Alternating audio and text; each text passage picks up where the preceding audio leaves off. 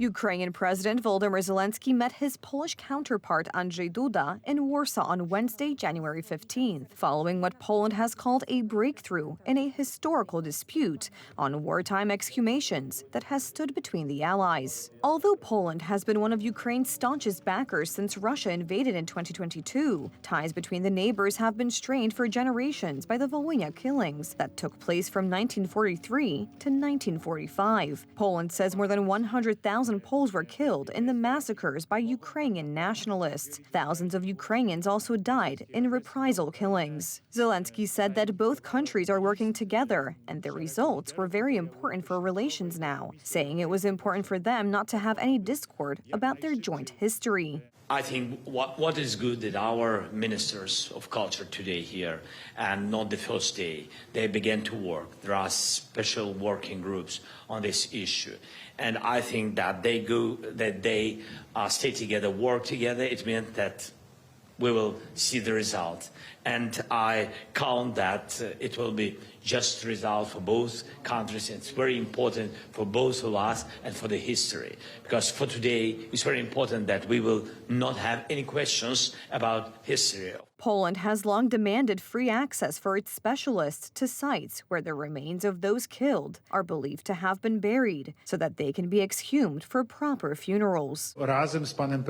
Together with Mr. President, in the summertime of 2023, we visited Łódź. In the Łódź Cathedral, we paid our tributes together in memory of the Volhynia killings victims. I remind you that during the same time, there were investigations in Późniki, among other locations, which were carried out in agreement with the Ukrainian government by Polish search teams. There are ongoing negotiations and speaking today on what content will be placed on commemorative plaques at sites of the memorial when those negotiations will be finished. I think it's too early to speak about the content. This content needs to be negotiated and agreed upon, and in what way this commemoration will look like should be accepted by the Ukrainian side as well as the Polish side. The issue has become even more heated in recent years and will feature in the campaign for the presidential election in May, in which the main nationalist opposition candidate is the head of the Institute of National Remembrance. Deputy Prime Minister Władysław Kosiniak-Kamysz said in October that Ukraine would have to resolve it in order to join the European Union. Polish daily Rzeczpospolita reported that work on exhumations was scheduled to begin in April. Usually, winter surprises Polish road workers, but this time it also surprised Polish railways. Many trains did not leave, and delays reached up to 12 hours. The reason for the trouble was, of course, the weather. But didn't Polish railways know that in January the temperature could drop and snow or freezing rain could fall? Of course, the consequences of not preparing the railways for winter were felt mostly by passengers. What is the reason for such a lack of competence in managing one of Poland's most strategic industries? Snow, rain and low temperatures are not the best combination for drivers, but, as it turns out, also for Polish railways. No train departures, hours-long stops along the route, and at best, hours-long delays.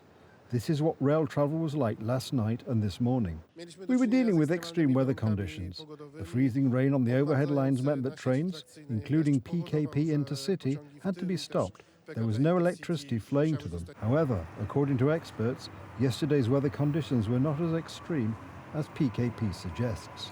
These are not extremely difficult conditions. They are difficult, but they are not extreme, because in my life, I remember significantly worse ice, frosts, situations of freezing or cracking of rails or turnouts at extremely low temperatures below minus 15 to 20 degrees. Also, these conditions we have today are standard for this time of year. How is it possible that the Polish railway was not prepared for such a scenario? A problem with people, perhaps a problem of management, perhaps late response to the situation, perhaps not having the right equipment, the resources to implement them. Freezing traction during the winter period is not unusual, however. It is not often that hearts freeze and above all communication channels freeze, and they should not freeze. However, PKP Intercity gives reassurance. The travellers were taken care of by the conductor teams and drinks were given to them. They were also given refreshments whenever possible, if there was a dining car on the train. And what did it look like from the passenger's point of view? Sure, my train is standing in Żeradów for the 6th hour. Maybe it has a delay of 7.5 hours. Maybe no one informed us why we are standing and what the predictions and prognoses are, as the PKP regulations indicate. but I got a biscuit for that. This is a semi-humorous aspect for the reason that this snack in no way makes up for these losses. It wasn't even that big of a deal for me because I was going home. However, most passengers have lost a lot more. For example, money for their aeroplane tickets, as no plane will wait 9 hours. Passengers stranded on delayed trains did not receive information regarding the reason for the stop and onward journey. Some trains did not leave at all. It has been cancelled, but they are telling us to take the second one to Krakow, and from Krakow 2 will be connected. That's what I have been told, but what would actually happen, I don't know. Such an approach surprises the former Minister of Infrastructure. I, for one, cannot understand how it is possible to not give passengers information within 6 to 7 hours about what will happen to them next. A strange situation, yet winter weather in January is not unusual. Dozens of armed agents entered the South Korean president's residence at night, Polish time, and made their arrest. Along the way, they had to overcome bus barricades, barbed wire, and private security. The president, accused of treason, was subjected to impeachment proceedings after martial law was imposed, which the parliament revoked. The scenes that unfolded this morning in front of the Hanamdong residence in Seoul resembled an Asian thriller film. Dozens of service agents entered the president's mansion. Under the cover of darkness, part of the barricade in front of the entrance was removed and barbed wire was cut. It was already clear that after several weeks of stalemate, the final showdown was coming. Today, I witnessed how they forcibly broke into the secured zone. To prevent any unfortunate incidents or bloodshed, I decided to comply with the summons of the Corruption Investigation Bureau, even though their investigation was illegal. It is this body that is investigating the president, the defense minister, and their subordinates, who together and in agreement were said by investigators to have prepared a failed coup in the country. According to prosecutors, this is why Yoon Suk-yeol was to impose martial law, which the parliament revoked after a few hours. What President Yoon did was a clear case of insurrection amounting to a kind of a coup d'etat by I guess, mobilizing some of the military and the police. Maybe around 800 soldiers and police were on the insurrection plan to really overthrow the National Assembly itself. So it is a clear violation of the Constitution, and this is beyond the scope of the presidential. The problem is that neither the president nor some party politicians agree with these allegations. They believe that the country's opposition is acting in agreement with the regime in Pyongyang. The politicians are being followed by the people, which has led to protests and clashes between supporters and opponents of the president at a critical moment. I thought South Korea was a developed democratic country, but judging by this situation, it doesn't even match the level of democracy in developing countries. Looking at what's going on, the National Assembly, without a change of administration, wields power even more intimidating than that of the president under the presidential system. Given the history of the presidential system in South Korea, most former presidents have ended up with charges of either corruption or abuse of power. However, never has an actual incumbent president been detained. In Yoon Suk-yeol's case, however, the stakes are very high, as the treason charge that comes into play is punishable in South Korea by life imprisonment or death.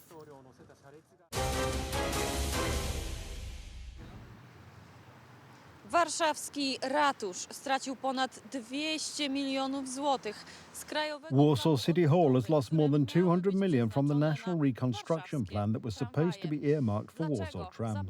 Why was this decision made? And why is there a risk that money from the National Reconstruction Plan will be lost? Today, I took a closer look at the situation. Out of a possible 230 million zloty, Warsaw will receive nothing. We learned the results of the Millions for Trams competition under the National Reconstruction Plan. It was about non-refundable funding for the purchase of new low-floor rolling stock. The application submitted by Warsaw Trams did not meet the competition criteria and was rejected. We applied for funding for the previously made purchase of Hyundai trams, the delivery and acceptance of which had already taken place in large part, after the outbreak of the pandemic. Negotiations with the European Commission on this were continuing. The final interpretation of the rules we received during the call turned out to be unfavourable for us. Projects for which contracts with contractors were concluded before the eligibility date of the National Reconstruction Plan, that is, before the 1st of February 2020, could not be subsidised. This is how Witold Urbanowicz, spokesman for Warsaw Trams, explained the matter. Is the capital's president in control of the situation? Warszawa to jest wielkie miasto, wielki mechanizm, który jest zarządzany. Warsaw is a big mechanism managed by thousands of people.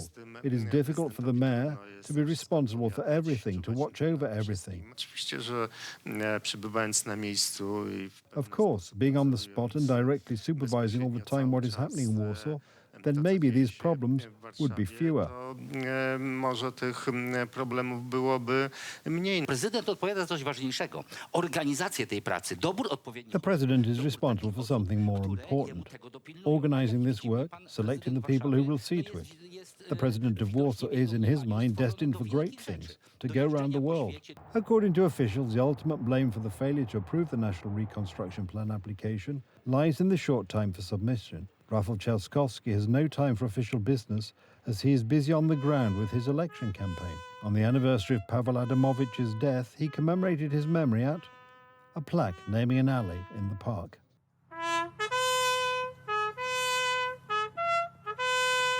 The winners of the competitions were companies from Poznan, Bydgoszcz, Wrocław and Kraków. The record holder, Poznan, received as much as 215 million zloty.